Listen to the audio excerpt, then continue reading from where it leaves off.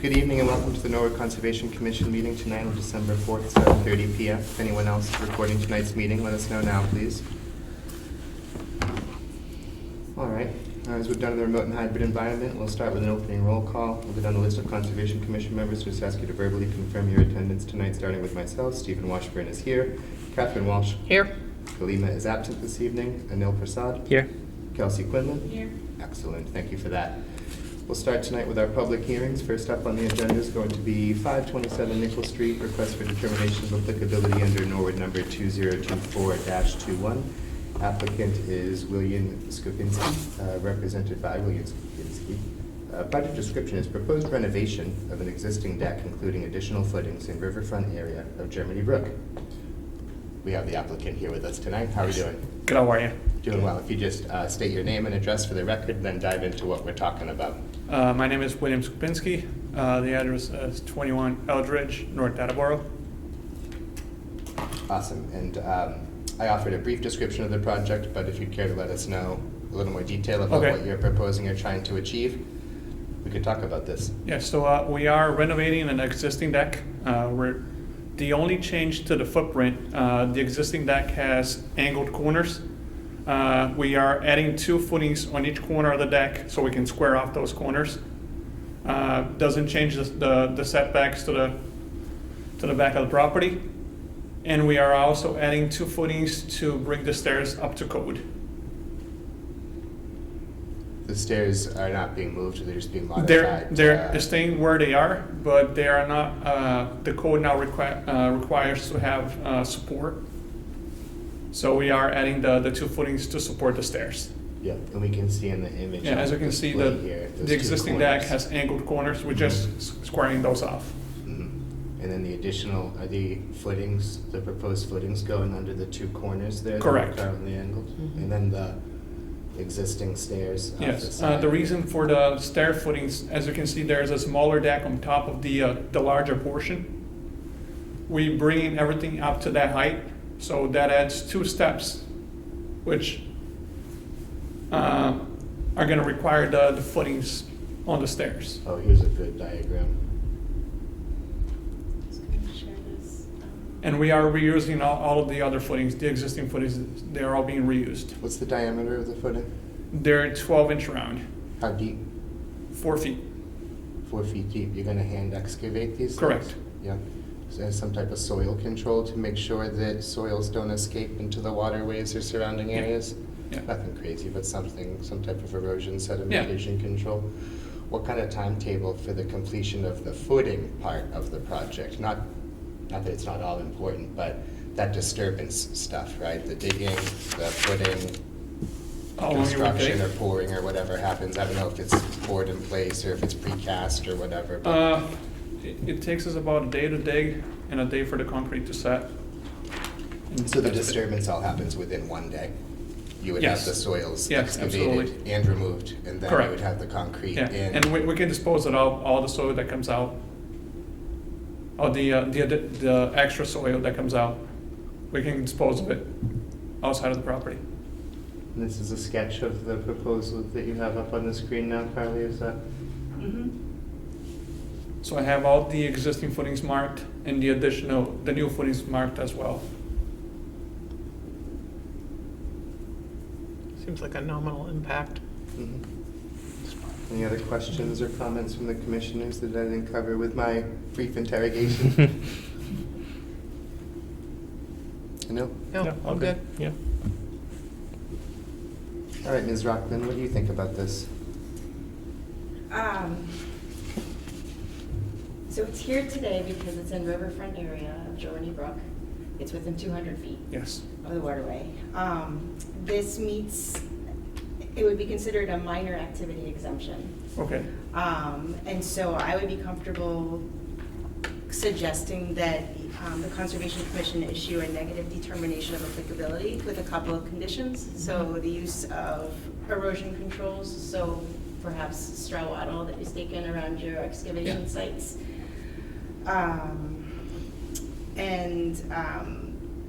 If the Conservation Commission wanted to, you might suggest that the homeowner plant a few woody plants, trees or shrubs to make up for some of the impervious surface going into the soil, if you wanted.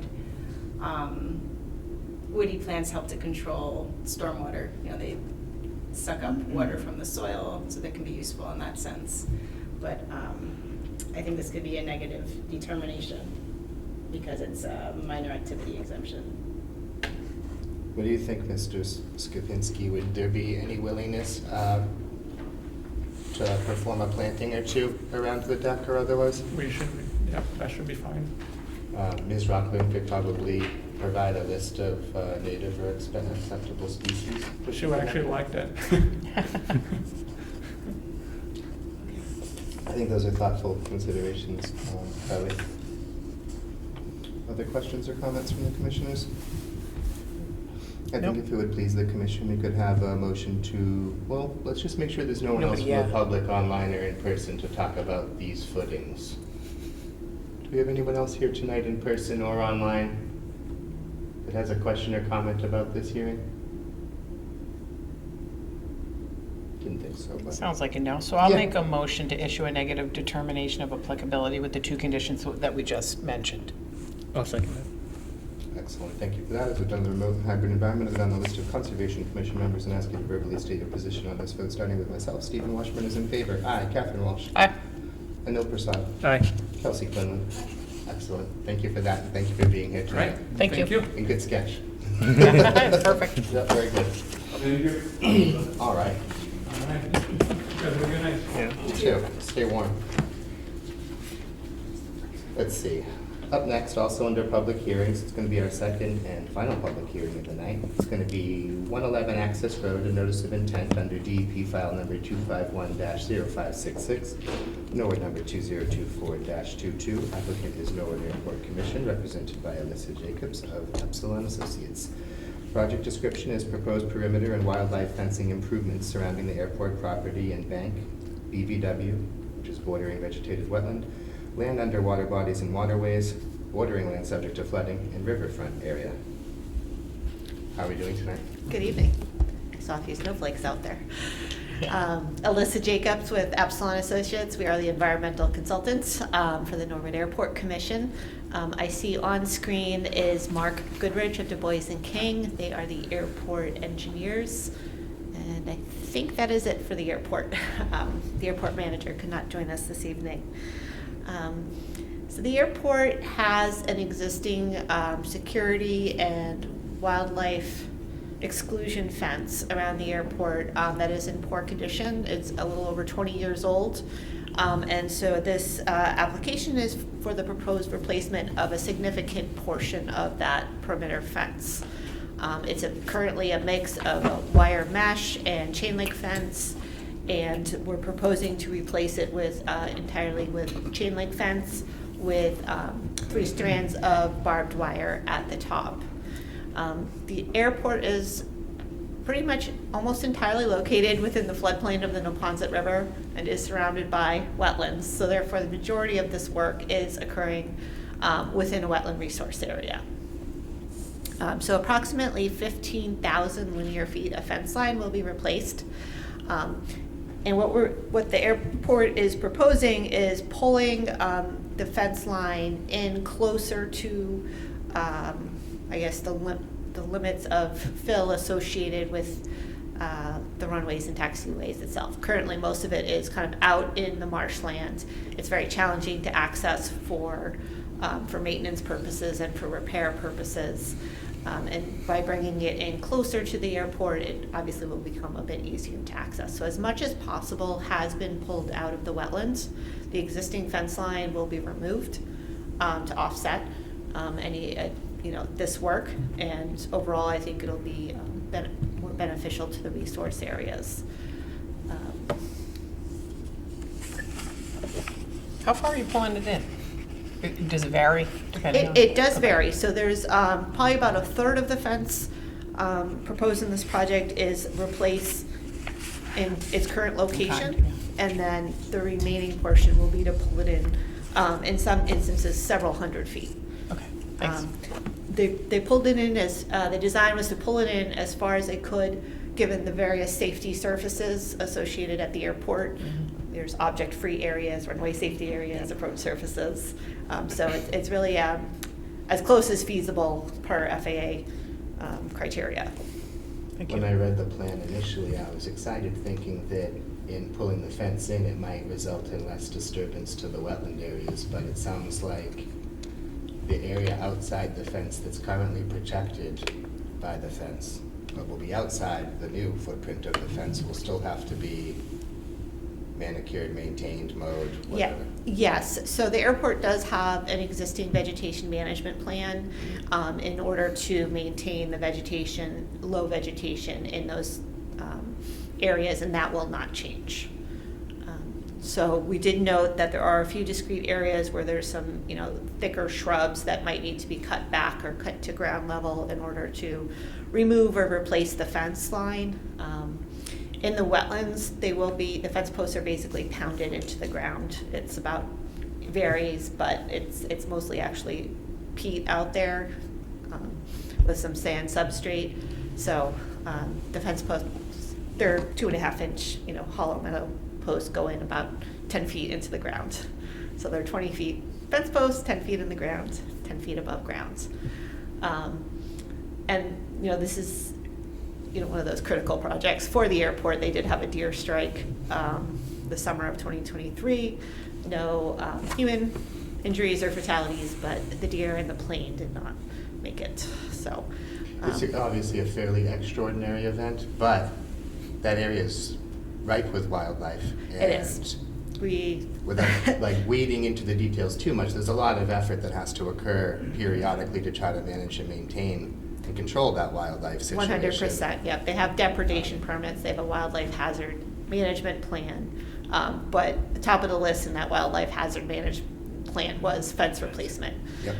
Due to when the airport does every season, the water levels come up, what's happening is that it freezes and it's dragging down the wire mesh of the fence. Mhm.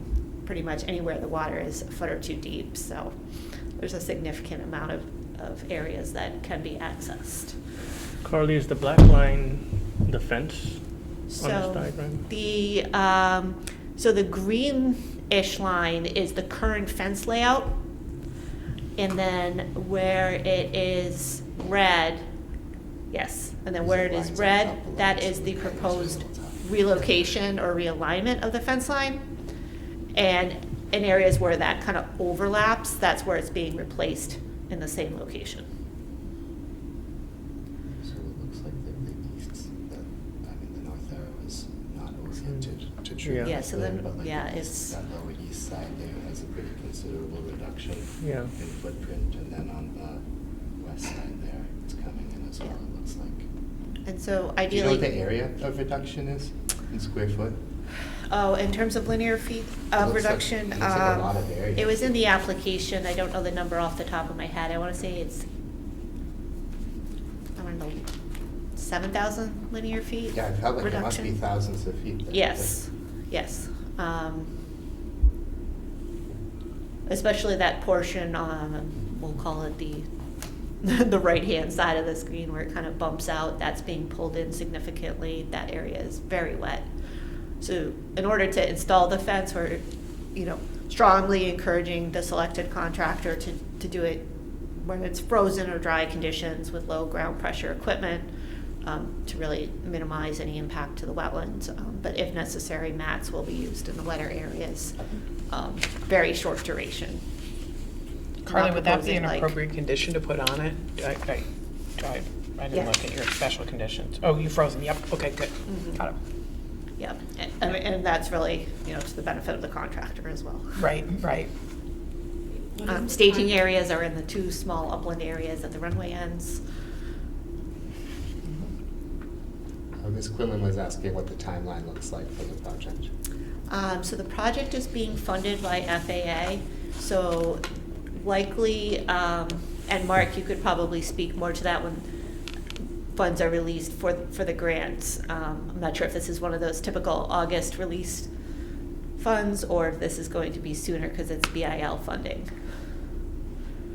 Yeah, we're anticipating summertime construction or release of the grant. If there's any conditions for winter construction, we'd accommodate that. We're going to try and bid it sometime around.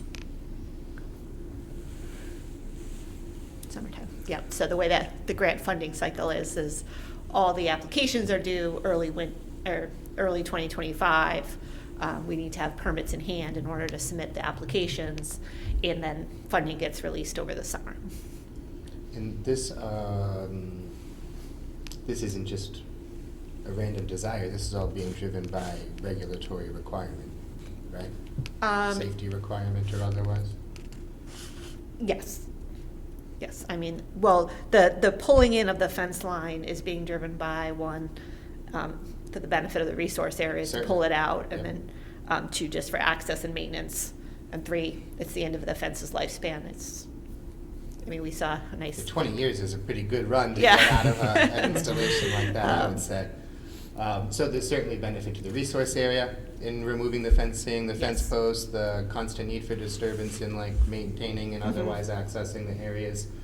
There's several portions of the fence alignment that have failed entirely, allowing wildlife to roam free between the open space that we Yes. like them in adjacent to the airport, and then the airport property itself. 100%. As recently as 2023, I think you cited, Yeah, that we was a had an deer stray, accident yeah. on the runway where a deer was struck, damaged the plane, killed the deer, could have maybe even didn't result in loss of human life, but could have, 100%, yeah. certainly.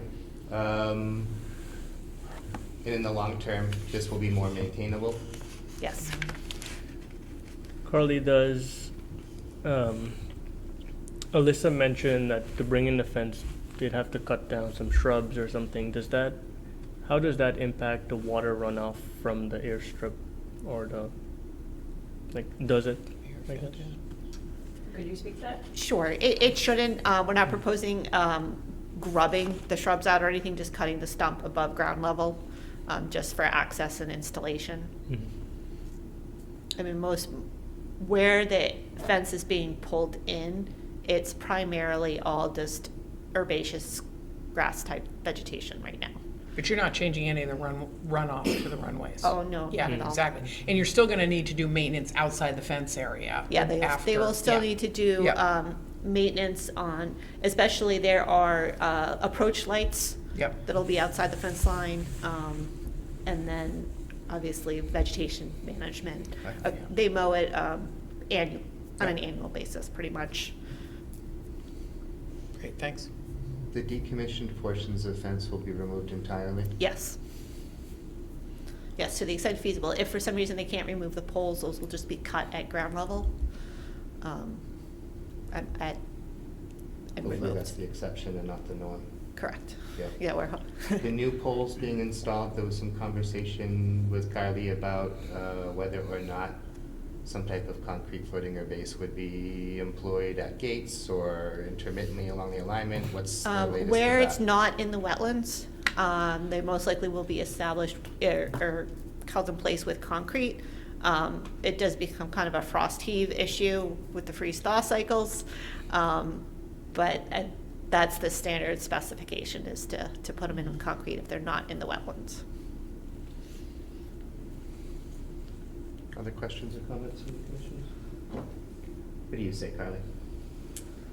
I think we had chatted and you'd mentioned that overall the amount of impervious surface is decreasing and the amount of fence in wetland areas is decreasing. It's being pulled to sort of like the edge of the fill area at the edge of this runway. Yes. And let's see what else. I think one of the things that was brought up was NHESP in terms of Natural heritage, yes. yeah, threatened species. And I would like to, if the Conservation Commission decides to issue an order of conditions, I would suggest that one condition would be that we would receive a letter, a copy of a letter from NHESP that indicates that there's no take. Sure. before construction begins. Mhm. I have a series of potential conditions that I would recommend. I think this is an important public safety project. And I went out there with Alyssa the other day and saw how the fence is degraded and how white-tailed deer can hop right over, or coyote, that was also mentioned. We saw a deer on the runway while we were there. Ah, Not a but- paid actor, Hey, I wait, promise. why did you pay that deer? good hunting ground. Yeah. Let's see. There was also a mention of when the fence is in wetlands, when water levels are raised and then it freezes, it pulls on the fencing itself, which causes the fence to sag and degrade, and then it gets lower and lower, and the deer can hop over. And we saw that out there. They provided a riverfront area alternatives analysis. If you want to speak to this being the preferred. Sure. So there's riverfront area associated with Purgatory Brook, which runs along the northeast side of the airport. So basically, the runway that is kind of top to bottom on the screen. Purgatory Brook is on the left-hand side. Or the north side. And so in that area, the fence is primarily being replaced in the same location. We cannot move it out of riverfront area because in order to do so, it would be within the, what's called the runway object-free area, which is supposed to have nothing above ground height within a certain distance of the runway. There's also riverfront area associated with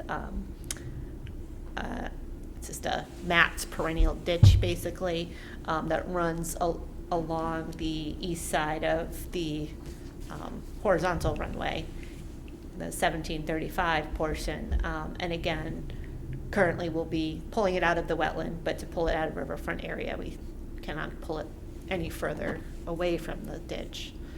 But those still be a nice strip or buffer strip of vegetation that remains. We won't be having to remove any vegetation within riverfront area.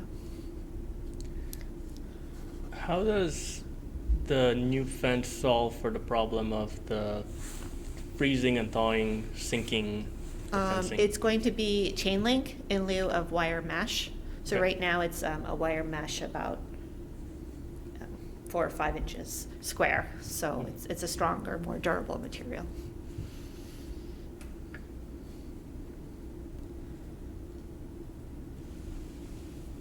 Do we have anybody online from the public to speak or ask a question related to this public hearing, or alternatively here in person with us tonight?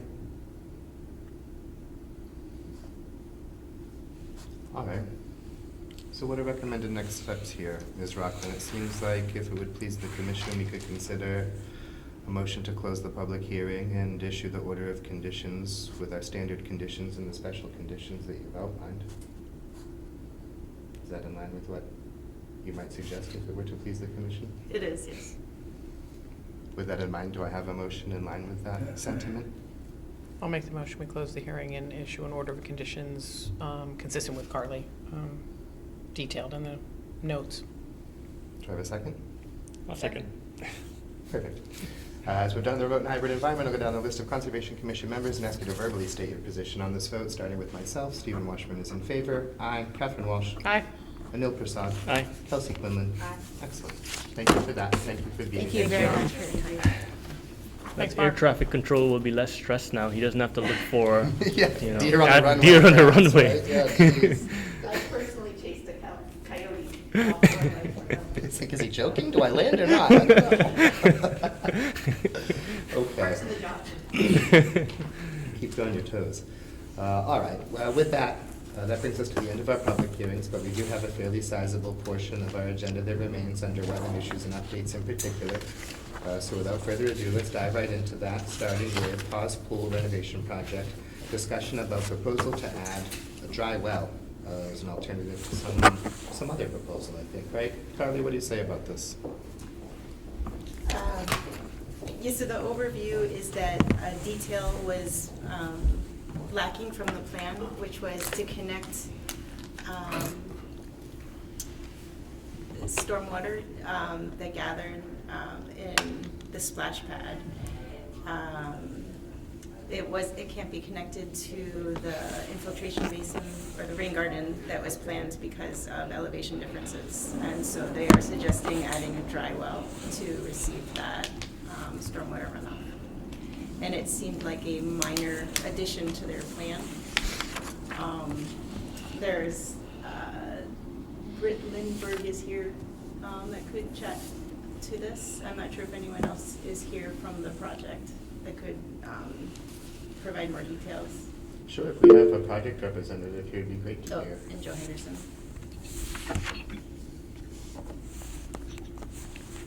Joe's hand is raised. Oh, sure. Mr. Henderson, if you'd like to unmute yourself, identify yourself, and dive right in. We'd love to hear from Oh, you. of course, sure. Can you hear me okay? Loud and clear.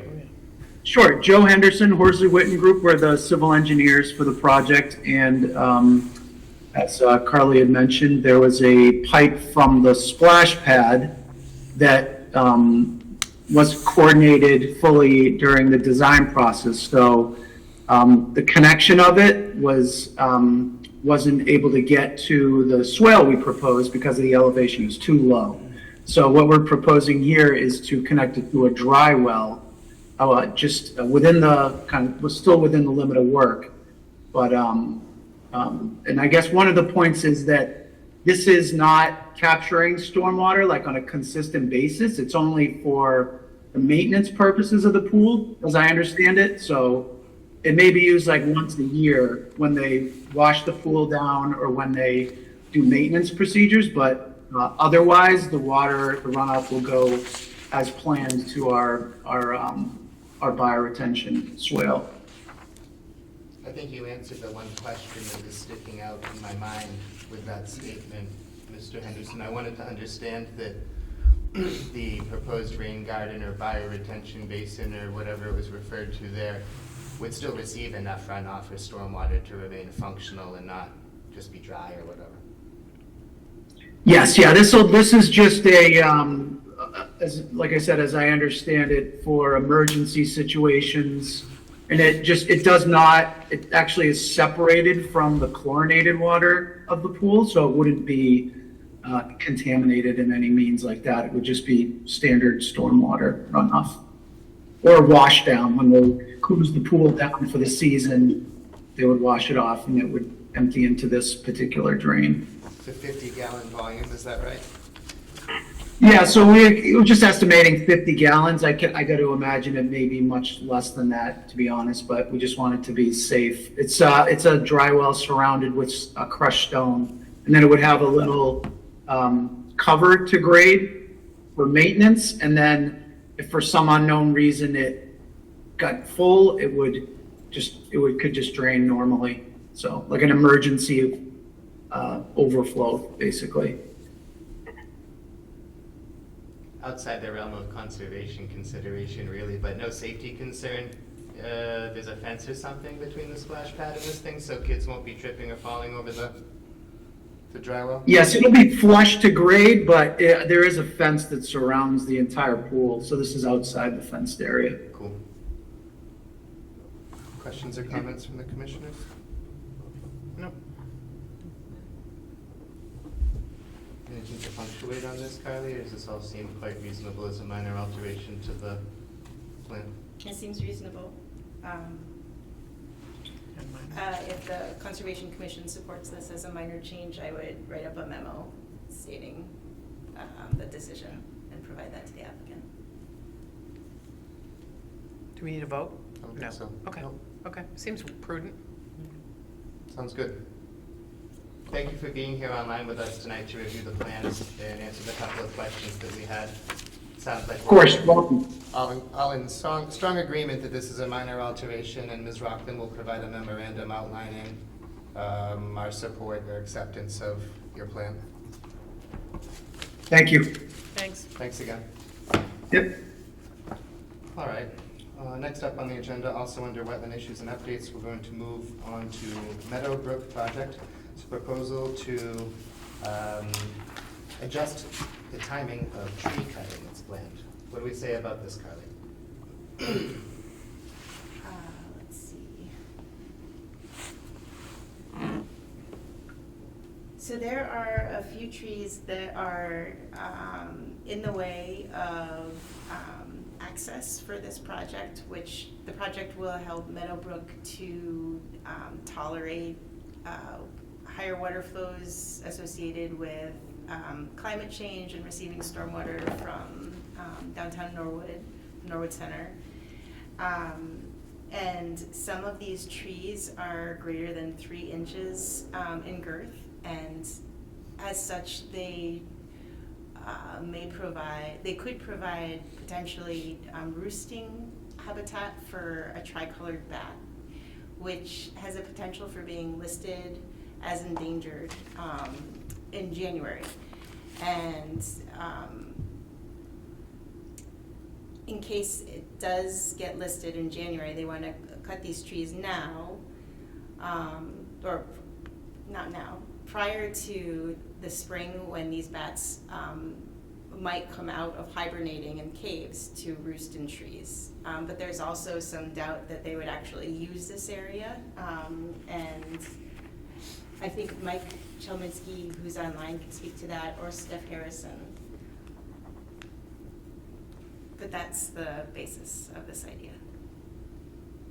Thank you, Carly. If we have someone online that would like to expand or add to the considerations provided by Ms. Rockland, we'd love to hear them. Mike, we can't hear you. I bet that's better. Much Yes. better, loud and clear now. Wonderful. Thanks very much for the introduction, Carly. Michael Chelminsky with Stantec Consulting Services, working with Stephanie Harrison, who's also here with Stantec, and we've been coordinating with Mark Ryan and also Carly Rockman about the Meadowbrook project, which is, as Carly described, to increase conveyance. So as we've moved the project towards construction, the tricolored bat was recently proposed for federal listing under the Endangered Species Act. And many of you are probably familiar with the northern long-eared bat, which is no longer a consideration, wasn't a consideration here. But this late summer and fall, it was identified that the potential listing of this bat could impose constraints on the project, specifically time of year restrictions. And those, it's uncertain whether it's end of March or April 15, but it would carry through into October. And we're proposing to clear about 31 trees is what we enumerated on Monday before Thanksgiving. That was the 25th of November. And to avoid impacts to these potentially federally listed species, we're proposing to remove the trees before the end of March of 2025 in anticipation of project construction during the summer of 2025.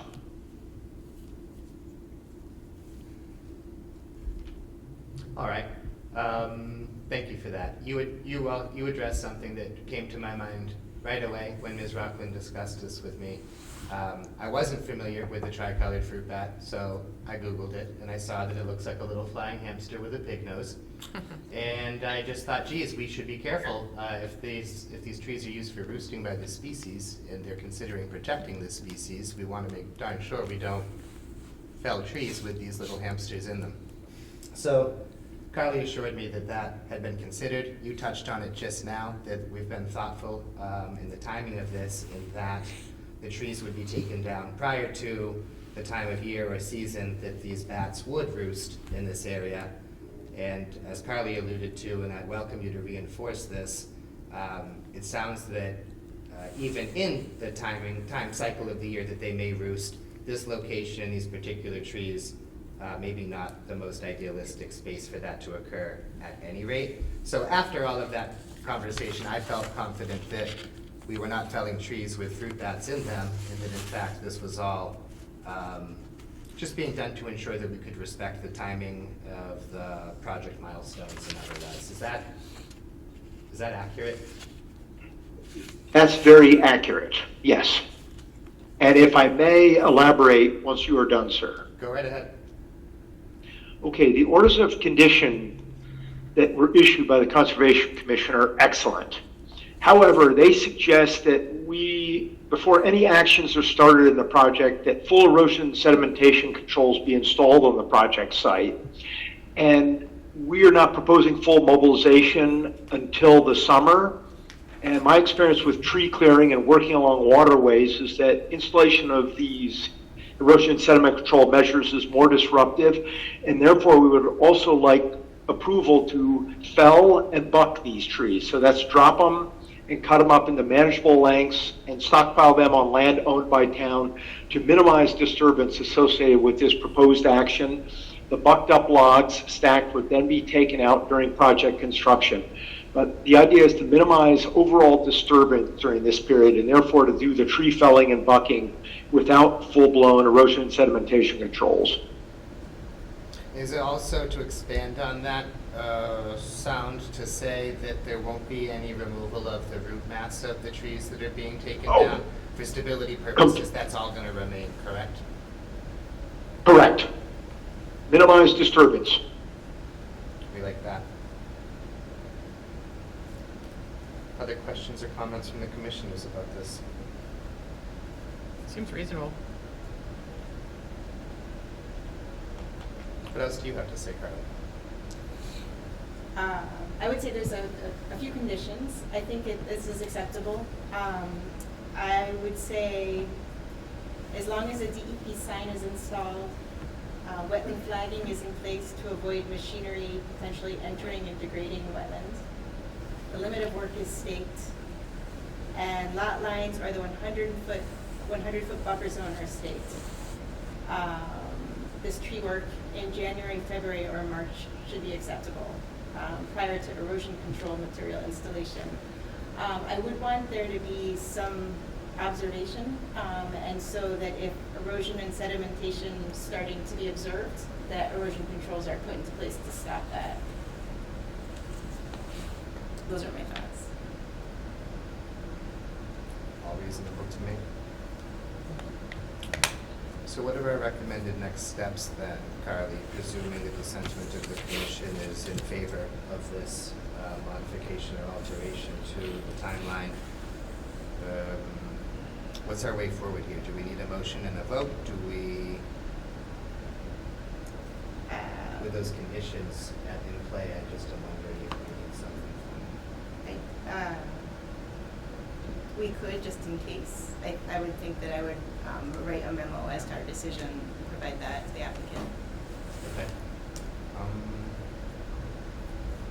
I think it would make sense, if it would please the commission, to move to have a vote to approve these modifications with the additional conditions cited by Ms. Rockland to be outlined in the memorandum provided to the applicant outlining this approval.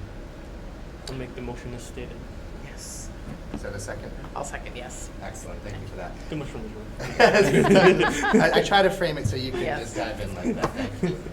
As we've done in the remote and hybrid environment, I'll go down the list of Conservation Commission members and ask you to verbally state your position on this vote, starting with myself. Stephen Washburn is in favor. Aye. Catherine Walsh. Aye. Anil Prasad. Aye. Kelsey Quinlan. Excellent. Thank you for being here tonight, team, and for the Thanks. concise outline of the alterations. This all makes sense. All right. Thank you. Next up on the agenda, still under wetland updates. I think we're approaching the halfway mark, perhaps. We've got 55 St. Paul. This is authorization of conservation land funds for transfer of land. Okay, yeah, this is a great one. What do you Yes. say, Carly? Take your time. So there is a small sliver of land inside the bounds of Cooper Park. Cooper Park is owned and managed by the Conservation Commission. And this small area of land is owned by the Neponset River Land Holding Association. And the Land Holding Association has been talking with the town and would like to donate the land to the town as long as the town pays for associated costs.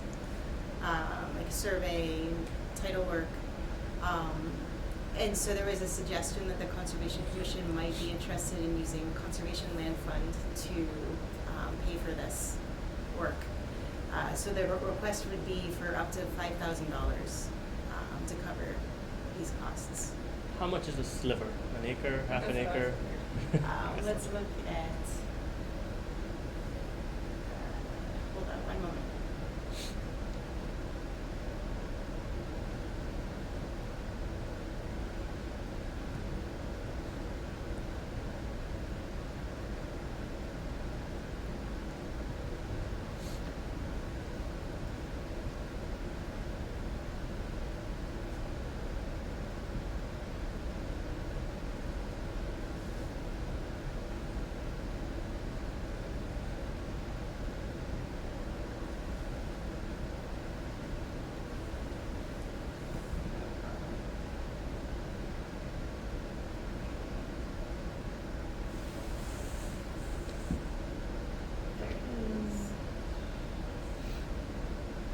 I don't know the exact dimensions. Is it the yellow area? Yeah, I was wondering, is it the Yeah. yellow or the red footprint on that figure? Hold on. Does look like a sliver. These are the two different proposals. The land survey might have the dimensions.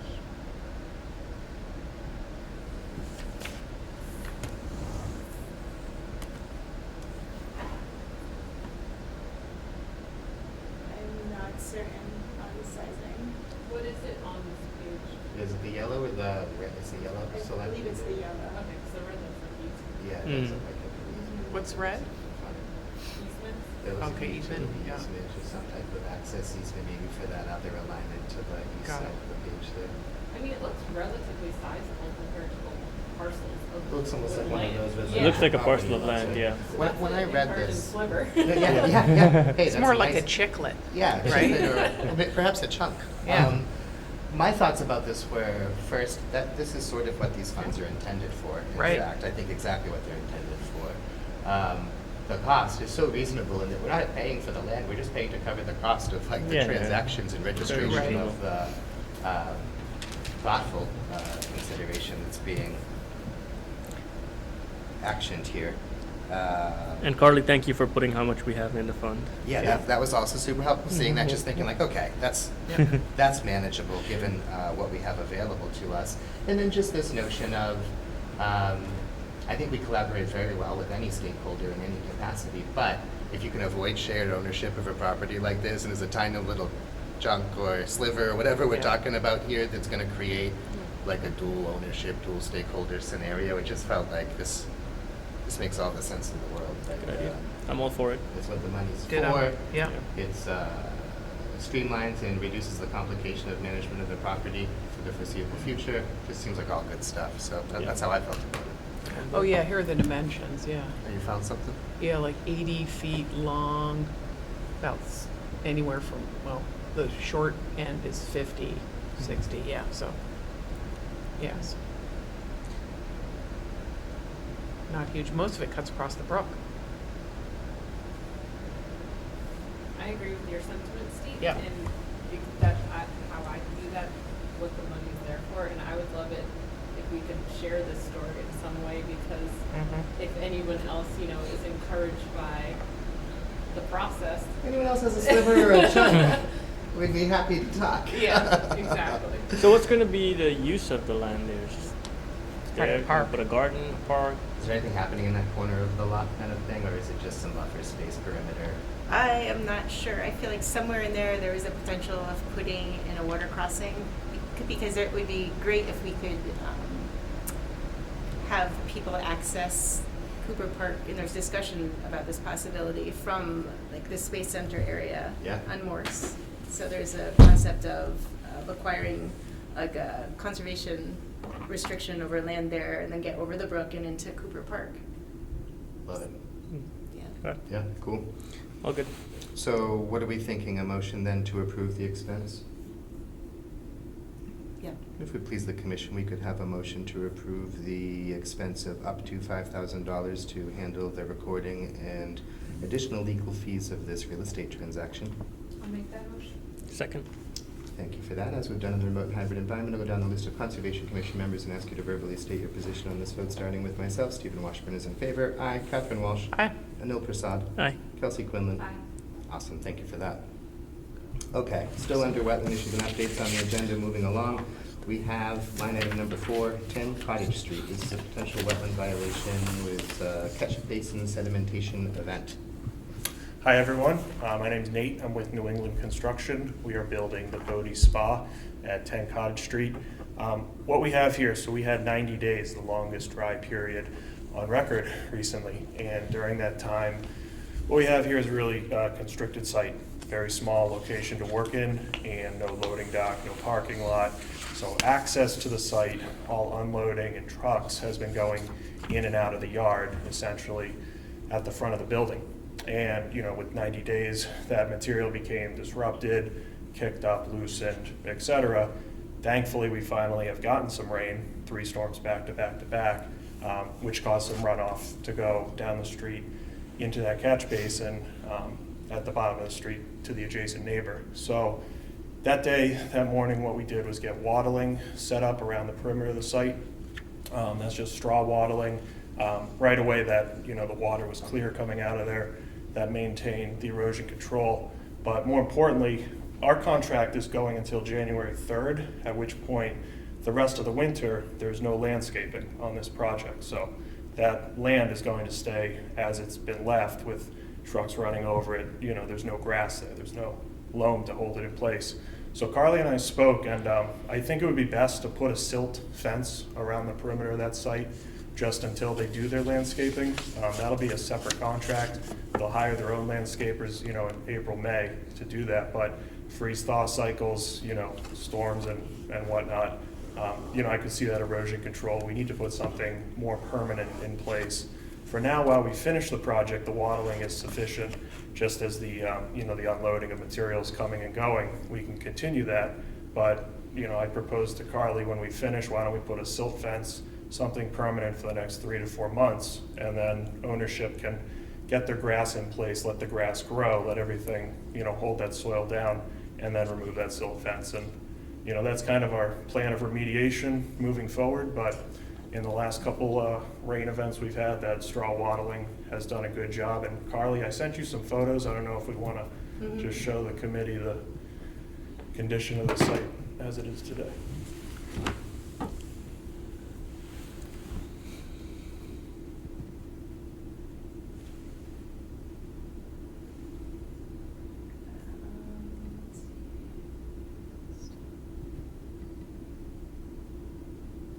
So we installed this straw wattling. This actually turns the corner. We built this berm just the day of the really big storm when we had, you know, a couple inches of rainfall. What I've done since is fine grade the site back towards the building just to remove the loose material on top, get something a little more solid on there. And then we spread straw throughout the entire site just to hold everything down, soak up some of that, you know, moisture and just keep things in place. But that straw wattling, we've had it around the corner and then all the way up Cottage Street, just to kind of create a filter for everything that runs off of that site into the street. And again, our silt fence would go from the building in the back, same as the wattle, around the corner and up the street, probably about 30 feet up the street with the silt fence. What do you say about this, Carly? You know what would be helpful is to have a plan that shows where you intend to put the silt fence. Yeah. And a question for you would be, is hydro seeding an option to hold the soil in place, or is machinery going to be going in and out? I think it's an option. You know, the timing will need the ground to not be frozen, I think.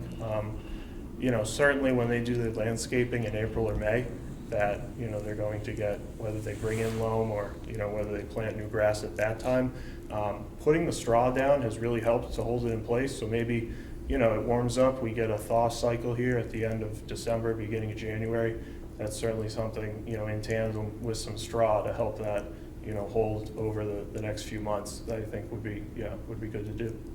Yep. Okay, another potential is to put the straw wattle with the silt fence. Absolutely. You sort of double up. Yep. we can do that. We'll replace the wattling too, because there's an active construction site right now.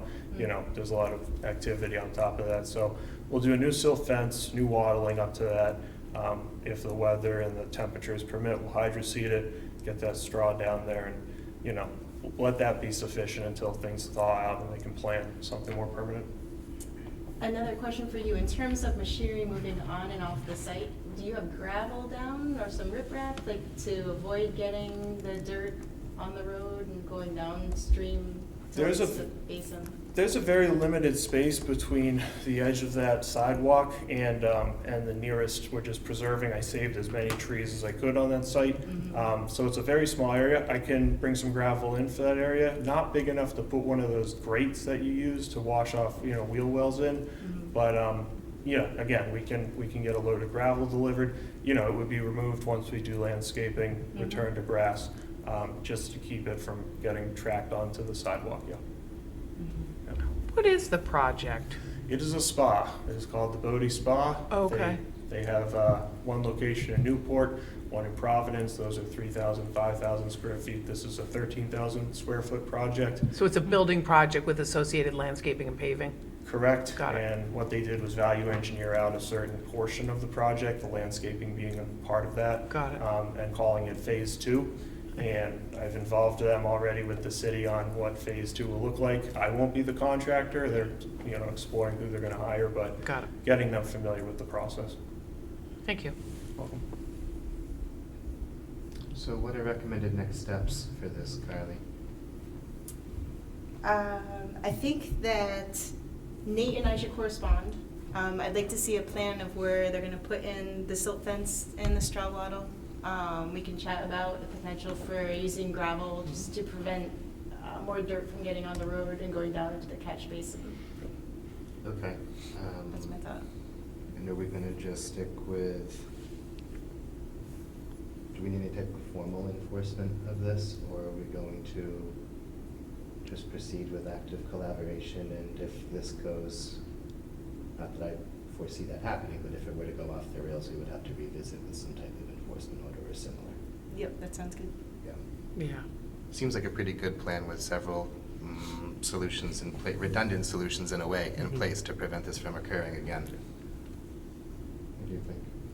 I drive past the site every day, and I agree the straw, I think, makes a big improvement. Yeah. It's not in the photo, but you've seen it in person. You think that made a big difference? Oh, yeah, absolutely. I sit at that light there every morning. Ah, I think we should get some free gift certificates for the spa. Well, they're calling it As part of soft Phase 2. They're calling it a soft opening, so I will let you know what it is. Thanks, Nate. No ethics, no. No. Oh, sorry, okay, sorry. Yeah. I haven't, refresher on our ethics training. Thank you for the offer, but. Taking the class tomorrow. It's 150, right? Yeah. Oh, gracious. Okay, so, sound ideas. Things happen, but I think this is a strong response. And with active collaboration with Ms. Rockland and the team, I think that this is going to be I'll reach out to my site guys tomorrow. We'll get the gravel ordered, get the silt fence ordered. I've already told the owner this is what we have to do. They're on board with it. And that So- site plan that Ms. Rockland is after. And, yeah, we'll mark up a site plan. Yep. Great. Awesome. Perfect. Thank you. Thank you.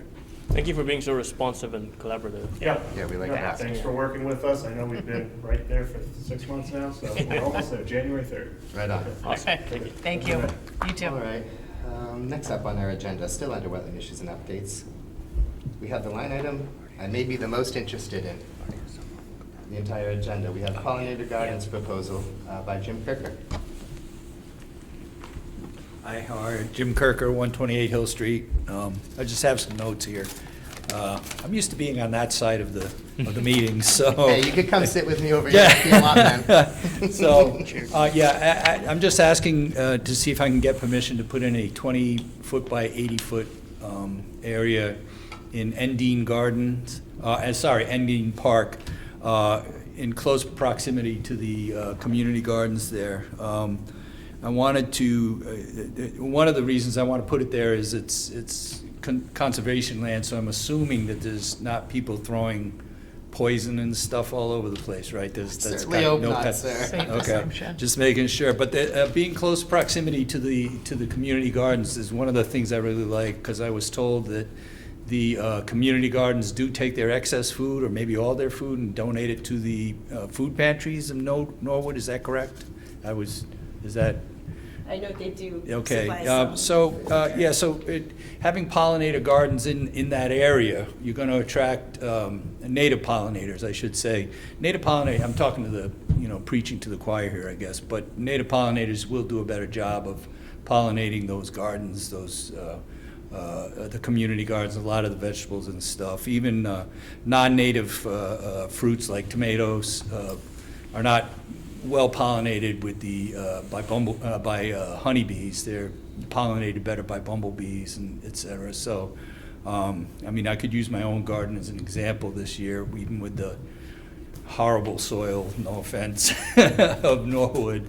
I did put in a tomato bed, but right next to it, I put a 10-foot circle of native wildflowers. I put those through seeds down, and I had an abundance of tomatoes this year, totally unexpected, because there were just lots of bumblebees and stuff around. So that's one of the reasons that I want to do it here. I also, there's the students either built or paid for a greenhouse there. They paid for it, is that right? They did. And so something like what I want to do here, it could be used as a teaching tool for the high school kids. My plan would be to have various people, hopefully more people will join in, but have various size and shape garden beds, demonstrating various different flowers, different types of gardening. My favorite type of gardening for my own yard is, I've come to find out, is called chaos gardening. And that's basically you let things go the way they go. But I think it could be used as a teaching tool. Somebody gave me the name of the teacher that was doing this, promoting this, and I think that he could bring his students into these gardens and just really have them see what insects and stuff are coming into these gardens. So I also think that if it is successful, that it will be easier to get CPA money in the future to do more of this kind of thing outside of Endine Garden, perhaps some of the places that you had listed. And I think that, success, it will make it easier to get that money. By the way, I am dependent on CPA money to get this done. I did put in a request for $10,000, and I think the response for the full thing was, what does he need $10,000 for seeds for? But they didn't read the whole plan. It was not a complete plan. It was not. The proposal was, I left out a lot of stuff. A lot of stuff that I did propose was last second. This has been a very start, stop kind of thing for me as it's gone along. I was telling Carl here, actually, I was surprised that it has gotten this far. Because I didn't think CPA would be interested in any. So I'm the CPA rep from Concom, and we were supportive of it. I think Yeah. the initial yeah, issue I was know. that the original location Yeah. wasn't approved, and so. Right, the original location, like I said, this is kind of a work in progress. When I first came here, I was looking at the dump site that's been Yep. reclaimed, and I was like, I wanted to go out there and just start throwing wildflower seeds around, but, I was told that they do need to mow, and, so you can't really do that, because you don't want to be mowing this stuff down, so it did change. And the Endine Garden thing was just one of the, our park thing was just one of these things. My wife and I were driving around, and, let's go see this, let's go this, and we saw the community garden, and I was like, wow. So, yeah, I think this is a good place to start, something like this. And as far as like care of the gardens and stuff like that, I'm envisioning a group of volunteers. In Hyde Park, there was a group of volunteers called Keep Hyde Park Beautiful. Good luck with that, but they did meet during this, they met about once a month. There was about 5 core people. And what they would do is they would put out a thing on Facebook, we're cleaning this area, we're cleaning that area, and they'd usually get about 10 more people. So there's usually about 15 to 20 people going out and cleaning up Hyde Park and trying to, and they did some plantings and things like that. So I'm envisioning something like that, and hopefully I, be able to get something like that going to take care of the garden. I think it would be a good source of seeds for the seed library. Different bulbs and stuff like that could be pulled every year, so. Have you had any discussions with Mark Negron, who is running the food forest out there? No, I have not, no. Oh, okay. I haven't. It's been, the people I've been, Carly, I did put a thing out. My original plan was to try to get 4 or 5 people, like-minded people together, and just, go have coffee and whatever and discuss how to do it, what we wanted to do, where to do it, that kind of thing. The response was, tepid. I did get a few people. I do have a group of people that say they are interested in doing this. But, people say this, whether they follow through or not is a different thing. It really is dependent on a couple of things. One, you guys approving it, and 2, getting the CPA money, which I will not find out until, I don't know when they make that decision. But I think that they do release the money on. Well, so we have public hearings in January. Right, January and then- 15th. Yeah, well, And there's then 3 they would different release meetings. the money in July. After town meeting, yeah. And- So it okay. goes to town meeting in So- May. Yeah. And how soon do you tell the people whether they've been approved or not? I'm assuming that, Right after town meeting approval. so it wouldn't know until July, is that? I think town meeting is it May 12th? So shortly after that, I don't have the schedule in front of me. Because what I'm thinking is, once that is approved, or if it's approved, and if this is approved, then that gives us Yeah. time to map out what I want to do, or what people want to do. And then when the money is released, then we can buy the things we need, the soil, whatever we're going to use for garden beds. I think there can be several different types of garden beds used. We could use, Yeah. So there is some mowing that goes on out there, right? The main path there. There is. Yeah, there's a little bit. Yeah, I did Yeah. see that. There is a swath of mowed area Yeah. there. Well, and Martin Negron, for the Food Forest has, I wouldn't say a robust volunteer group, but, a volunteer group. Yeah. So, and, Yeah. Carly, I don't know what your thoughts on the location. I thought a lot about this week. Yeah. I think it's important to say, Mr. Kirker, first and foremost, that this is appreciated. It's Yeah. out of the ordinary. I think that any citizen has the level of consideration that you've given to this, has the desire, the willfulness to engage this type of activity. So before we get into some of the nuances of your proposal and some of the considerations surrounding things like location or otherwise, I just want to say thank you, because I think it's such a cool idea. I think that You're welcome. the town could certainly use more folks like that, right? Yeah. So thank you for that. With that said, I thought a ton about this week after discussing the project with Carly. And I think it's a phenomenal idea. But I share, I think, the sentiment that might have already been presented in that the site selection, boy, do I wish we could have gotten away with doing this at Mount Norwood, because I think Indene is one of the most complicated locations in the entire town right now. When it comes to land management. We've had conversations that span months, maybe even years at this point, about the need to reinvigorate the master plan for the site. It's 10-plus years old, and we have done so much, to your point, in expanding the community garden by a few rows of plots, the creation and maintenance of the food forest or orchard, the inception and erection of the greenhouse that's there, and some of the big picture ideas that have been presented by Mr. Greeley and the Trails Committee, by Mark Negron and the team of volunteers that help maintain the food forest, and by the community garden. And a fear that I've presented repeatedly and well before this has come up is that it's I feel like we're stitching a quilt one tile at a time without much consideration for the blanket. Right. And I've presented a strong desire to this commission to kind of time out at Indene and revisit our master plan, which does exist, but it's ancient and doesn't include any of these amenities that we have just described. and just reinvigorate it such that we have some sense of like where the target or finish line is on this site.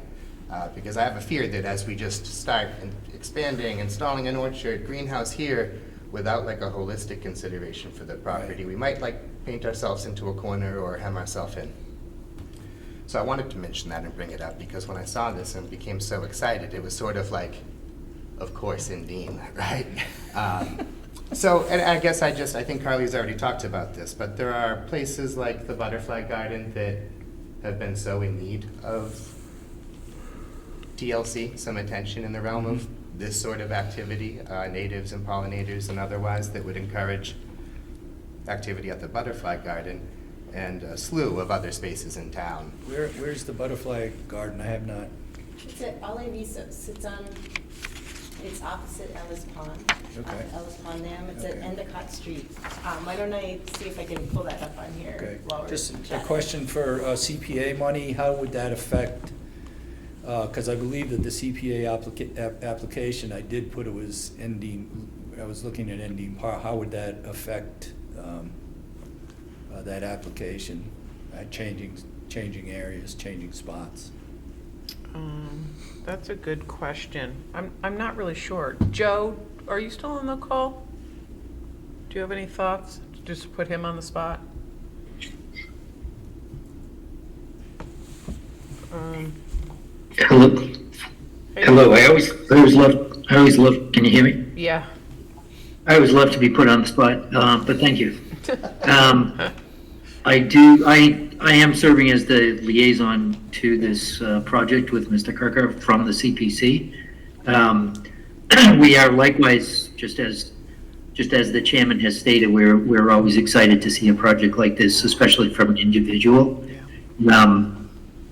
The location is, I'll use the word fluid. The location is fluid if hopefully when, but if a project is approved by town meeting, obviously we want to make sure that all the i's are dotted and the t's are crossed. And that certainly involves, relocation or consideration of a different site. But ultimately it really needs to be ironed out by the time we get to town meeting. If we were to change the site, right now, it would not be a problem. Even sometime over the next couple of months, that would still be acceptable as long as Mr. Kirk receives approval from the hosting committee or body. I think that something that I really wanted to punctuate in expressing my sentiments surrounding this is that, and I guess I'm just sharing my individual opinion or feeling about this with my friends and peers on the commission, but I feel like this is, the intention, right, is so golden and the opportunity is so rare that if we come to this place where temporally it's too constrictive to pivot to another location for CPC timing or otherwise, then I would say my personal opinion is fine, so be it, do whatever you mean. If Mr. Kirker respectfully is just tunnel visioned on Indene because of the educational opportunities, because of the proximity to the food forest or otherwise, if there is a geographic passion there. I would like to get it done. One of the things, these things tend to snowball, and you get it done in one area, then it's easier to get it done in another. And if there is a master plan for Endine, then I think we could do the Butterfly Garden. I'd like to see it. I'd like to, if you could email me the directions or whatever, I'd go see it. If their master plan is for Endine is redone, if it could include something like this, I think I'd be all for that. I think it could and would. Yeah. So let me just ask a question that, sorry, Carly. Elsie. So we have a garden, a community garden. Yep. We have the food forest, we have The greenhouse. the greenhouse and like a big open space down The meadow. closer. Exactly. The meadow. And so, isn't that site potentially already ripe for pollinators? That's what I was just gonna Versus ask. like going to like, So the food forest itself, and I feel like you can attest to, it has quite a few native plants. Yes. There's New Jersey tea, a bunch of other ones I can't name. Yeah. And then that entire field pretty much is milkweed. Right. I love this project, and it's something I've been trying to do in the Yeah. town also, so I support it, and if you are set on Endine, that's fine. I just think there are other places in town where you could get more viewing and educational that's- purposes. yeah, Like, that's I what- think And maybe more Endine is- benefit too. Yeah, I think Yeah. Endine is already just this very unique, special place in town that like doesn't represent. No, that's fine. the common I'm Norwood open area. to- It's not that, absolutely. Right, right. You know, as a part of the problem with this is, like I said, this has been a start, and, you know, it's, you know, I get it, start to do something and life intervenes. I feel like you're getting traction though, right? Well, So you're I'm in front of hoping, CPC, you're in but front of it's- Concom. Yeah, it's, as long as, yeah, I mean, there's been a lot of, as I said, personal stuff we've, that has distracted me, you know, more important for us. Yeah. But right now, I am kind of, I want to get this done. I would like to, I do have to redo the, or finish up the application, because there's a lot of things in the application that I did not research at all. A fence that would be needed around it to keep the rabbits out, that kind of thing. I did not include any of that sort of stuff. So that does need to be adjusted, and I was told that I could do that up until a certain time. Is that correct? That's what I just heard Joe Greeley say. Okay. Yeah, yeah.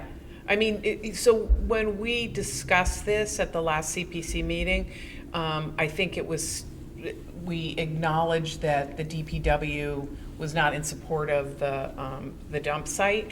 And so there Right. was an acknowledgement that Right. you'd be coming back with an alternative Right, location right. that worked. That was just so- something I didn't know about the dump site. Yeah, yeah. They do that's have fine. to mow. Yep. So. Yeah, I think but, it's no, vented, so they have to be able to access all the vents and everything. Yeah, out well, there, and also They the can't thing have is, their they don't roots want like that. trees growing there either, Yeah. because it goes through the membrane and Yeah. that sort Yeah, of thing, that's so. correct. Native plants can get like 6 feet deep, which I'm sure is not Right. good for That's- cacti. How deep is that? How? Some can go 6 feet deep. Oh, yeah. Yeah. Tree roots, oh, yeah. Yeah. Some of them can go a lot deeper than that, but that's, yeah. But I get that, it was disappointing when I found that out, but, you know. But, yeah, so I'm, you know, if it's not Endine, I'm open to other places, as long as it's okay for the CPA money application to go ahead. and So I'd change love the to hear site. from Carly and or Joe if they've thought about other locations or. Well, Yeah, Carly that's gave me a a whole good list of places, I just Yeah, I haven't had see it- that, yeah, I just yeah. haven't had a chance to go see them. Carly, with that list, is that something though where he would still need to talk to the town owner, like Yes. the specific department, You have right? to Like talk with, Parks yeah, and Rec, the Public property Works, owner. and get. Oh, really? I Yeah, gotta do we- that? Who's the Those are property just- owner? Who the? But Nice. some of these are like near bus stops, like that's not a big enough area and we can't fence that, and so, I feel like this is an exhaustive list, but it's way too exhaustive, right? Could we reduce it to conservation-owned That's what I properties was so thinking. that we Yeah. have like the Something- authority to approve this and then? Yeah. Actually, I would love that. I Yeah. understand your sense that you want a green light to kind of pave the way, or Yeah. Right. pave the way for future. Plant the way, Yeah, plant the way. plant the way, yeah. Plant the way, I like that. But I think by the butterfly garden, That's a there's good sign. plenty of space. It needs some TLC around there. I would love Mr. Kirker to go look at. Okay, Butterfly yeah, Garden. It's right by the Big Y complex. Oh, that's by the Big Y? Here, I brought up That's an Walpole image Street, right? here. Yeah, please. So I can show you. There you go. I live in this neighborhood. So. So you'll go help with. I'll go help, yeah. I'll help. Am I allowed to do this? Yeah, Yes, you're the only person here. I told you you could sit back here if you wanted to, Mr. Kirker. Do you see, so do you understand where this is? So- No, help me understand. I'm totally new to, I Yeah. almost said Hyde So- Park. All right, so- Carly, if you So, scroll in, well, All right, so Willett Pond is on the left, that big body of water. okay.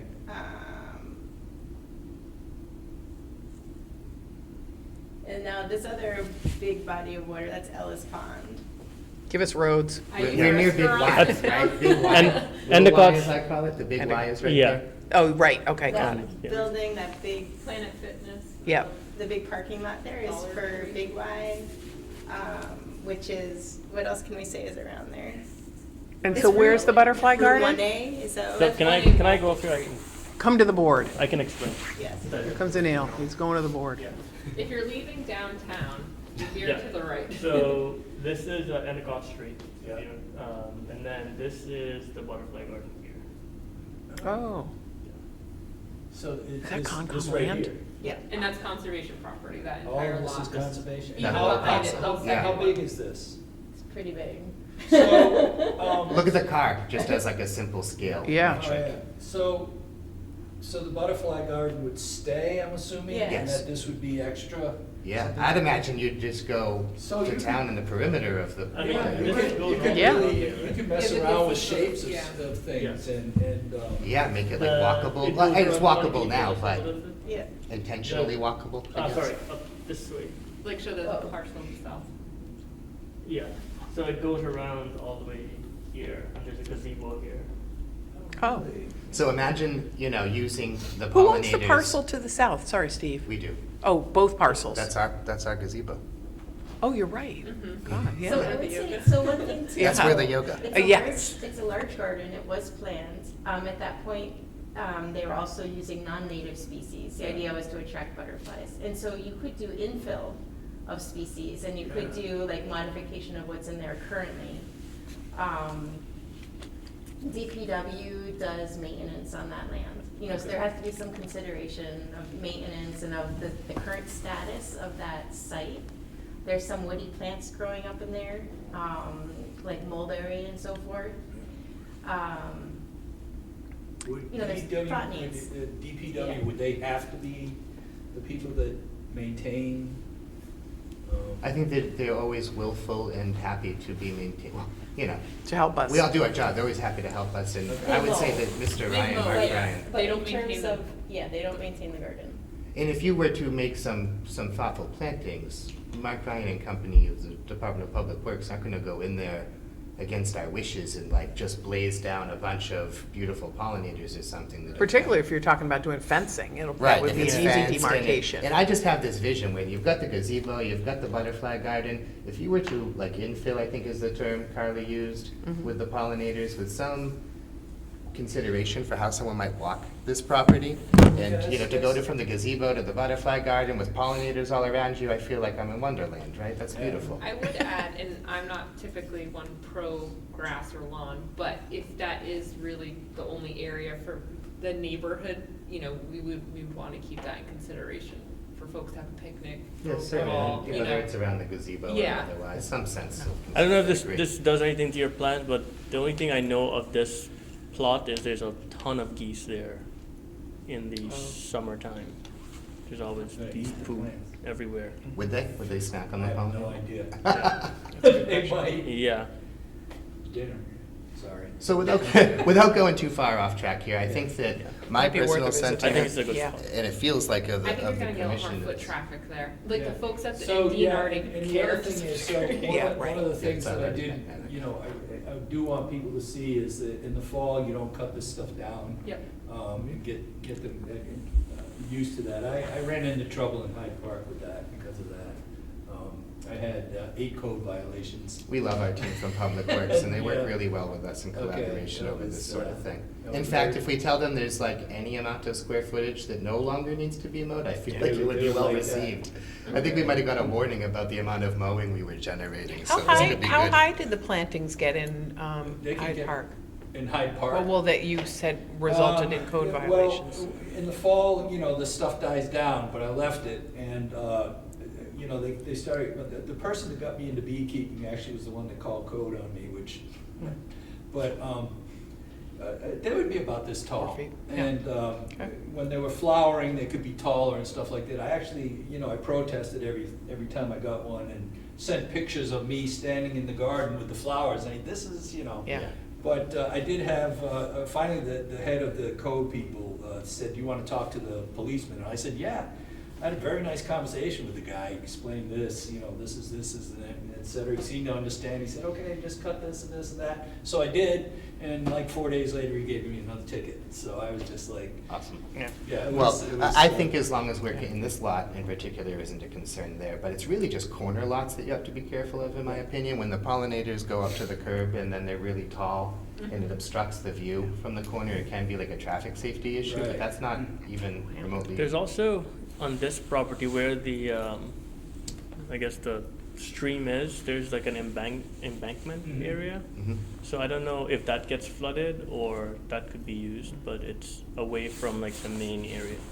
But it's still in the same park. That's like that northwest portion. It's, I know what you're talking about. Yeah, go right for it. this right here. It's right along here, Yeah. this whole thing. So, I mean, there's flowers you can plant there. But that's This- outside this- of the property boundary. It's yeah, also in the talking about resource. riverfront area. Yeah. And buffer zones, we have to think about that. Yeah, I think we want to stay out of that, yeah. part of your CPC application, is there money for signage? Because It has to be. I was Yeah, I gonna mean, say, I the didn't mowing, you're gonna list get it, way but- more traction if yeah. you have educational reasons for why. Exactly. And then it'll be a gentle reminder, Well, don't cut back this area. That's something that we've been being more affirmative, that your project needs to include money for Wonderful. CPC signage, yeah. CPC, but Yeah. also educational. Educational. Yeah, Educational, yeah. this is not, these are not weeds, this isn't still an active garden kind of thing. Because Yeah. I would hate It for did not. residents nearby to get worried for any reason, Yeah. like, oh, increased rodent Yeah, population. yeah. Or uncapped or whatever, right, Yeah, right. so like make it part of the purpose and not an afterthought, you Right. know?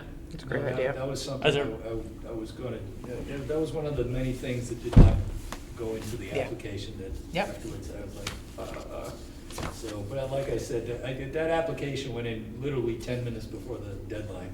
And luckily, I looked at my email before I left because it got rejected. I put Norwood, yeah, I put norwood.gov instead of Norwood, Mass. NorwoodMA.gov, yeah, that'll I get was like, there. so, but yeah, I got it in time. What else do you have to say about this, Carly? I You think know? that Anil Oh, no. had something to add.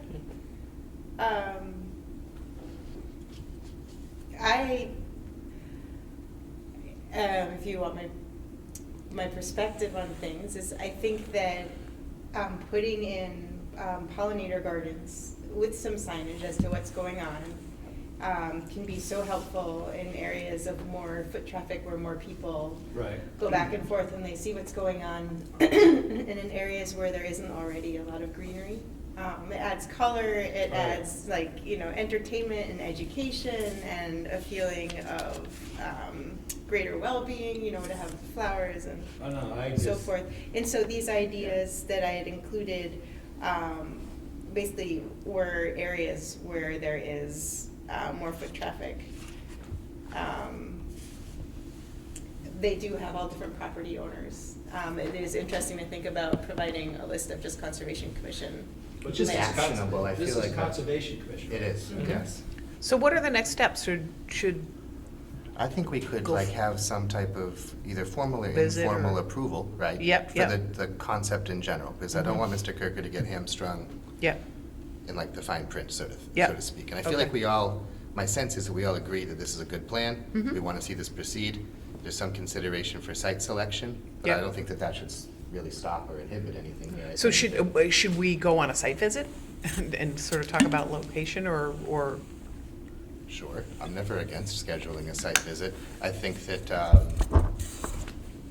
giving Mr. Kirker a short list of properties owned by conservation so that it's actionable from Yeah, our team yeah. makes sense. I think there's always strong collaboration with Yeah.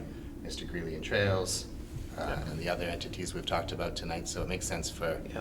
this to happen, I think, in our space kind of thing. yeah, So would I be joining you on the? yeah. Okay. I would imagine. Joe, do you so. want to come on that too? Sure, be happy to join. Okay. So maybe, Carly, we could talk about scheduling the site visit, Mhm. and if there are like a very short list, second or tertiary site selection considerations that maybe we could offer Mr. Kirker as an alternative. Yeah, I think you're right. Keeping it on Concom property would make it a lot easier, and I think. Just get it done from. Yeah. And if we could, to Yeah. the point that was made about riverfront area, just consider, my mind's a little foggy surrounding this at the moment, but just consider whatever permitting might be required for this. I feel like it's so superficial, minimal, native, and beneficial to the wetland resource areas and otherwise that it should be approvable with these, but I want to make sure we also don't guide Mr. Kirker down a dark alley to get lost by permitting Do we need fees. to make a motion on this now? or- I don't think I so. don't think so. I think we schedule the site visit, we get Yeah. out there to take a look at this so Mr. Kirker can see it with us, we can talk together with Mr. Greeley and company. Yeah. Provide a second or third fallback option based on some of your priorities, with conservation ownership being the constraint. And let's do this. Yeah. I love this because I feel like we're actually practicing what we preach. Yeah, yeah, agreed. Like, everyone put native plants everywhere and then look at this property. I know, right? I'm really surprised that nobody's suggested this move. We're talking about it now, Mr. Kirker. Yes, we are. Let's end on a high note. There is a pollinator garden at the library. That's all native courtesy of Yeah, Carly. I know, Carly is, yeah, so, all right, great. So probably I'm like free, a- I'm self-employed, so, you know, Okay. just give me Friday afternoons. Friday afternoons. That's what it seems to be. Works. Yeah. Works Yeah, well. just give me an email. Actually, it's better to call me. Sometimes I get a lot of emails and I'm like, click. Sometimes you forget the MA in the norwoodma.gov. Yeah. Well, I've had people that, you know, I go back through my emails and I'm like, I just cost myself almost $9,000. What? Because I just- Hindsight's always 20/20. Yeah, Awesome. so yeah, Okay. so it'd be best to give me a call or something. Great. Thank you. Thank you for being here, Mr. Kirker. Take care. Great stuff. Mr. Chair, if it may please the commission, can I request expediency on the basis of hunger? Right now. I Yes, know. sir. See, we're moving along. Yes, sir. You Exactly. better believe I'm good at that. I All right. second that. With that said, let's move on to the next agenda item under wetland issues and updates. This is going to be for 596 Pleasant Street, hazard tree permit issued. This is pretty clear and straightforward. What do you say about this, Carly? The property owner came to me concerned that some of the trees that are along the Neponset River at the edge of his property were starting to lean from past storms, and he didn't want them falling on the vehicles in his parking lot or people using the parking lot. And so he asked if how he could go about remedying the situation.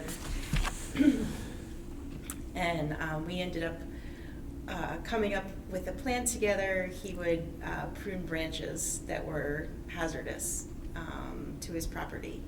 And so he marked on photos where he was going to cut, and I approved that, and I guided him on how to go about accessing those branches. So I gave him an administrative approval. Perfect. What's the business there? I don't recall what his business That's is fine, I can named. look it up. I'm just I curious. reviewed the photos. It Yeah. seemed pretty Mhm. minimally impactful and in the Yeah, I like the idea of leaving the branches in the natural area. yeah, as much of the tree as possible too. Like Yeah. I think the original request might have been to fell the trees or maybe take them down entirely, but Yeah, and I was emphasizing that the tree roots hold the soil in place. It's especially helpful during high water flows and so forth, and that was fine. so this was an easy one. And it's done if you go by the property. It's over with, right? Yeah, good. All right. Last under wetland issues and updates, line item number 7, Willett Pond Aquatic Plant Management Update. And this is really an FYI for the team from Carly about some recent occurrences and maybe some enhancements to testing that the team hopes to see at the site. What do you say, Carly? Yeah, Water and Wetland treats Willett Pond. The Willett Pond is owned and managed by the Neponset River Landholding Association, and they come before various conservation commissions to get approval for their different activities on the pond. One of which is treating nuisance vegetation, some of which is exotic invasives, some of which is native. And Water and Wetland is the firm that does the treatments, and they provided this end of the year update on what they've done on Willett Pond. So I wanted to just share that with you all. They wanted to be more proactive about preventing algae blooms and measuring phosphorus in the water. So they made some suggestions about future treatments that Neponset River Landholding Association can consider. and they might come before us if they decide to follow that route. They also mentioned the importance of educating abutters of Willett Pond around fertilization of their properties to reduce phosphorus entering the waterways. That's something that we certainly can do. I can do as part of my work, is public education around that. But mostly I just wanted to make you aware of the status of Willett Pond. I won't make you endure the depths of our conversation, but Carla and I talked at length about this in regards to like targeted awareness. I think in just the last few years, I've seen an incredible improvement with Carly and ILEX and our team, leveraging like broadcast, social media and other like widespread mechanisms to promote some of these ideas. But I think oftentimes in particular, and again, I'll try to make it quick and no, I promise, but when you're talking about like a localized issue like this, and you're talking about maybe, hey, try to use less nutrients or this, that, and the other thing, it's very easy when things are broadcast like widespread to feel like, oh, they're not talking about me. Yeah. You know what I mean, right? I'm fine over here on Harrow Road or whatever, right? That can't be talking about me. But if you get something a little more targeted with reference geographically to your neighborhood, your block, your whatever, then it's a little more impactful or otherwise.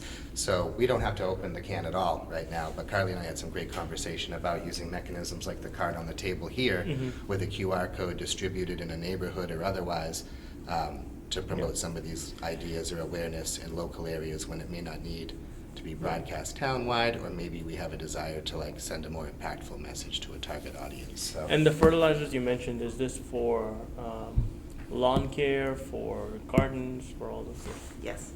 Yeah. So that's the vibe. Review the report at your convenience, and we can certainly talk more about targeted communications geographically or otherwise. Does the town have regulations or policies on types of fertilizers people should be using? Not that I'm aware of. It doesn't mean they don't exist. I'm not aware of that. I've never heard of it enforced either, so if it exists, it's in the bowels of a chapter somewhere in the depths of our regulations.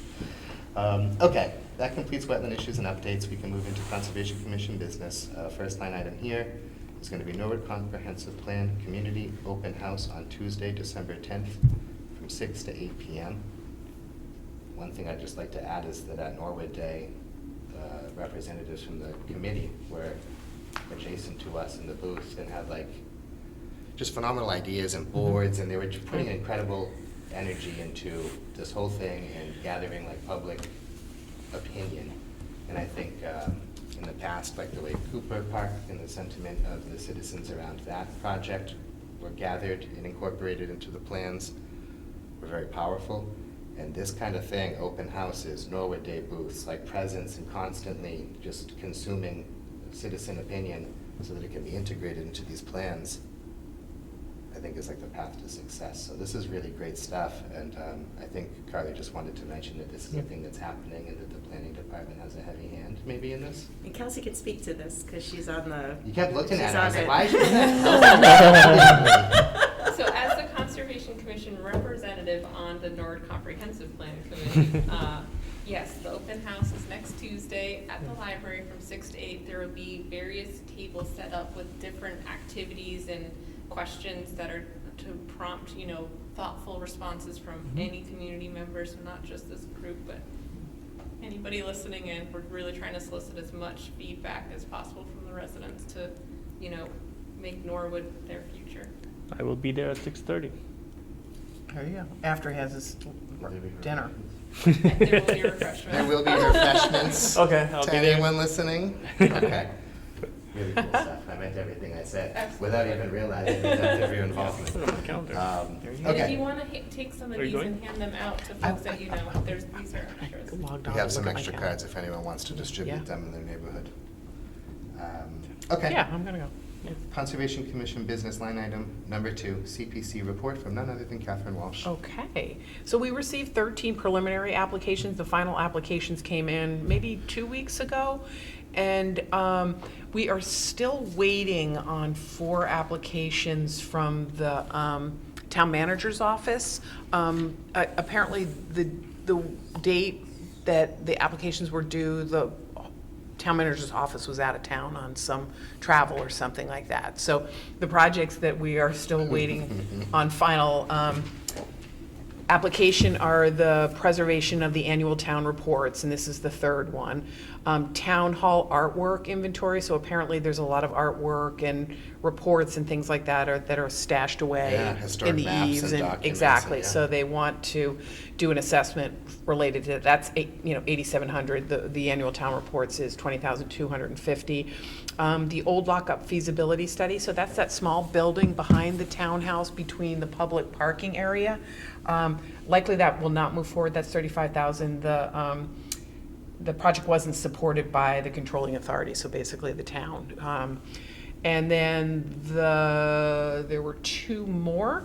There was the Shattuck Park wall restoration, and so that included some in-kind costs from DPW and reconstructing the wall that's on the sort of the Nickel Street side of the park, and so basically replacing the wall in kind.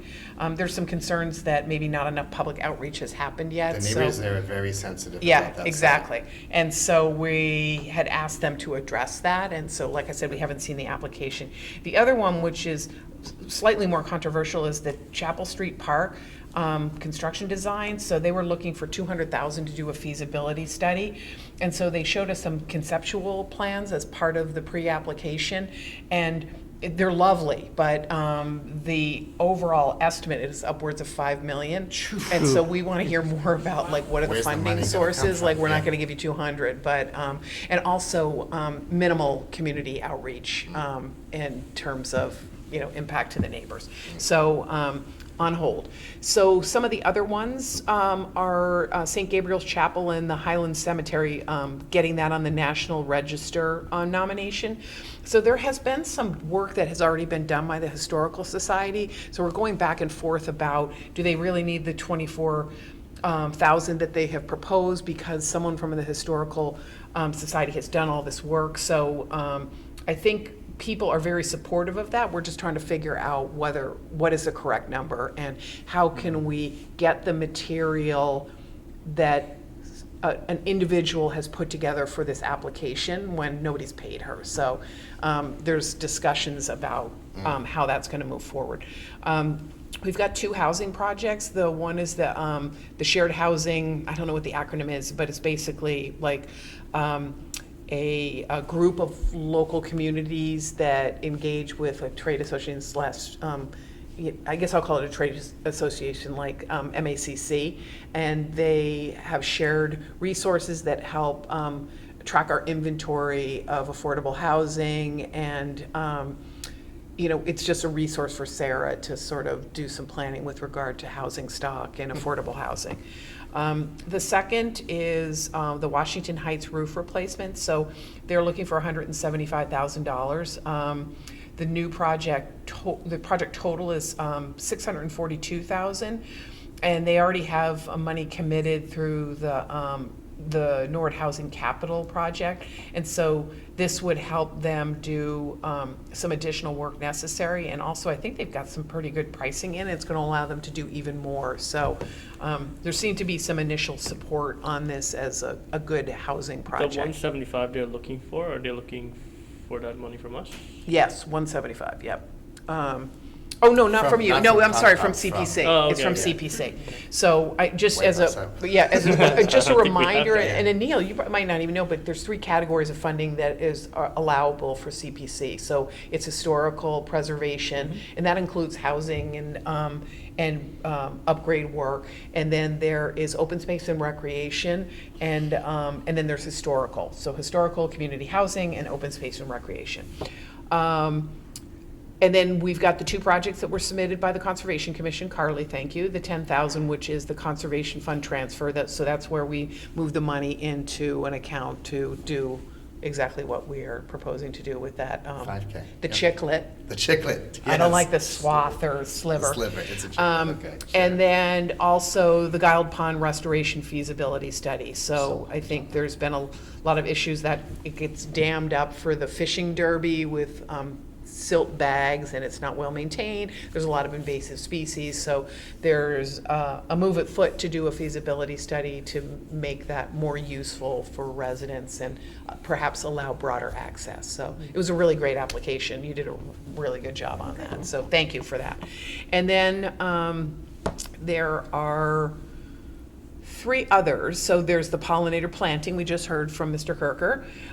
There's the Balch ramp project. So there was some work done in the fields, and there was always contemplated some ADA access, and I think they were going to do a metal ramp. Turned out not to meet ADA compliance, so they're talking about doing a more complicated concrete installation. So better. a lot of back and forth about, is that the location, should it be somewhere different? And then the other one is the Elliott Field study. So that's $25,000, and to be honest, I can't remember exactly what that is. So next. All right. That was efficient. Thank you. Thank you, Catherine. Yeah. Next up, we have minutes to approve. There's 2 sets of minutes, looks like October 16th and November 6th. So we'll have, I guess we have to do these individually. I wasn't here for the November meeting. Okay, so let's start with, if we could have a motion to accept and approve the minutes from October 16th, 2024. I'll make that motion. Second. Thank you for that. As we've done in the remote and hybrid environment, I'll go down the list of Conservation Commission members and ask you to verbally state your position on this vote, starting with myself. Stephen Washburn is in favor. Aye. Catherine Walsh. Aye. Anil Prasad. Aye. Kelsey Quinlan. Excellent. Next up, if it would please the commission, I would have a motion to accept and approve the meeting minutes from our meeting on November 6th, 2024. I'll make the motion. I'll second. Thank you for that. As we're done in the remote and hybrid environment, I'll go down the list of Conservation Commission members and ask you to verbally state your position on this vote, starting with myself. Stephen Washburn will abstain. Catherine Walsh. Aye. Anil Prasad. Aye. Kelsey Quinlan. Abstain. Uh-oh. Well, I wasn't there. Me neither. We don't have a quorum for that, I guess. I think you guys can actually vote for, you can I vote watched to the approve Oh, okay, you them. vote. Good to go. Yeah, Okay. even though you're not there. Yeah. So Kelsey, can you just say aye? Aye. Thank you for that. Okay. Agent update. You better hurry up, Anil's hungry. We did talk about. I'm hearing his stomach growl. All right, I submitted the 2 CPC applications, which we just chatted about. Yeah, so big on the dial pond thing, thank you. Yeah. It's like just a personal thing for me. I really Yeah. appreciate that site getting some attention. We had a couple requests from a fisherman, an elderly fisherman on Chapel Brook, who mentioned it's very hard to get down to the water, so why isn't there a footpath there at Peswick Park? And I walked down there, and at various points, the grass does grow high. It's a restored area, and the wildlife love it, fishermen love it, people love it. But I mentioned this, and the Trails Committee creates paths, so they went and checked it out. You sure do. And so they flagged a potential area for a footpath. There is a footpath in there, like a casual one that was probably produced by people walking and deer walking and so Yeah. forth. But it's something to think about, creating a footpath in there, what would the permitting need to be, et cetera. But it's a concept. It's been flagged out. I have to go check it out. Mr. Greeley and the Trails Committee apparently Supporting it. support the idea and that they went out and flagged a potential location for it. Yeah. Yeah, cool. That's great. I attended a meeting with public agencies about the drought and the wildfires and so forth, and so that was interesting to learn about. Everybody's working with each other and supporting the communities. Surface waters were low prior to these storms. I haven't seen what the effect is since the storms. I know there was some concern about groundwater levels being affected, so private wells and so forth. But it was an interesting call. There was a request for public education around conserving water in the home, like turning off taps when you brush your teeth, fixing leaks in toilets and so forth, only doing dishwashing when you have a full load in your dishwasher, and there was a request for public education around putting out fires. You want to prevent creating more wildfires. In addition to that, 2 events. One is that Kelsey is leading a winter sewing workshop, which she could chat about at the library. And she already chatted about the open house for the comprehensive plan. I don't know if you wanted to chat at all about your winter sewing workshop. Not machine sewn. So, Speaking of the quilt earlier. it is in early January, I believe. I don't want to say the date because I can't recall off the top of my head. The 6th could be it. Yeah, I'd have to look. So it's at the library on a Saturday morning. It's all about cold stratification, which is the process that native seeds need to undergo typically to be successful in New England. So it's all about. Did you think sewing like a I'm button thinking hemming? machine sewing, I was like, is she hand I was sewing? like, And I Oh, thought I about wish the I quilt could you sew. mentioned earlier. yeah, you should quilting. Okay, exactly. I was like, Okay. oh, duh. The other sewing. So it's very much in line with what we were talking about today, you know, about the importance of native pollinator plants and then how to successfully bring those into your own yards. Really cool. Oh, that's great. Good. Jeez, I should do that. I should You try. should, you should come. I'm gonna I have a go. lot Yeah, of me open too. space No with gardening this experience invasive required, stuff. and we're providing all the materials and seeds, so you walk away with 2 jugs full of dirt, seeds, everything. You And just- directions of what to do with them? Directions, yeah. Awesome, okay. So- That's great. Carly, My on neighbor's the gonna wonder where all these wildflowers came from. Carly, on the water conservation, I mean, as you drive around town, you see the signs up to conserve water, but I haven't seen anything other communications, like, I don't know where I pay my water bill to, but they haven't sent me an email or anything. Well, those are just best practices. Yeah, Like, yeah. you were just I know, articulating you things said that it we like should all be that. doing For your own regardless health of there's a sake. drought. I mean, I only run Exactly. my dishwasher when it's absolutely full. Same My wife here. hates it, but Yeah, well, yeah. tell her we thank you for her contribution to the water conservation issue. But is Have there? we- have we blasted social media or Yeah. anything like that with our own conservation perspective on this stuff? I mean, I've shared it on the Conservation Commission Facebook page. Mhm. And so I have been adding to our Conservation Commission web pages on the town website. And Great. I've created a news tab on which I put the drought message, Oh, good. the state drought message. But since then, we've had some rain. Fortunately. Well, maybe the next time we do tabling, whether it's Earth Day or Norwood Day, maybe we should do a little something That's on cool. water I conservation. I like mean, that. we don't need a drought condition to remind everybody promote that that, right? it's Yeah. economically feasible to Yeah. reduce your water consumption, right? I felt like also, and I'm not saying that this is our place to share this message, but I didn't feel like there's a lot of messaging about not having outdoor fires and cigarette disposal Yeah. during that period. That's just the thought. I know that was a problem in some parts of the Yeah, state. brush fires and stuff on Yeah, conservation yeah. and that great, so I think we can easily, Okay. Yeah, absolutely. Okay. great. That's it for me. Thanks, Carly. All right, well, with that said, I would look for one more motion if it would please the commission and their appetites. Hit it, Anil. I will make the motion as stated. That would be a motion to adjourn, Sure. seconded by Ms. Quinlan. As we've done the remote and hybrid environment, I'll go down this Conservation Commission members and ask you to please state your position on this vote, starting with myself. Stephen Marshman is in favor. Aye. Catherine Walsh. Aye. Anil Prasad. Aye. Kelsey Quinlan. Aye. Done. Thank you.